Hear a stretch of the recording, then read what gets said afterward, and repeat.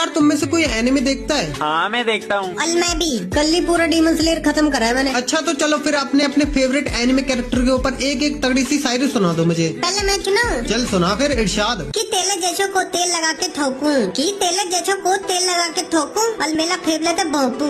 भोंपू नहीं साले गोकू है वो। अरे हाँ भाई भोंपू। तू रहने दे वीरू, तू सुना यार। फादर साहब को हिंदी में बोलते हैं पिताजी, कि ये फादर साहब को हिंदी में बोलते हैं पिताजी, and I am fan of अदरक इलायची।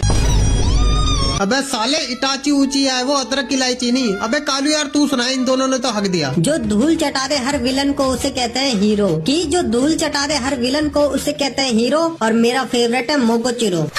साले तानजीरो है वो, तानजीरो। अरे हाँ भाई कोम्पा चिरो। अबे साले तानजीरो। अरे हाँ जल जीरो। तानजीरो तानजीरो कनख जीरो।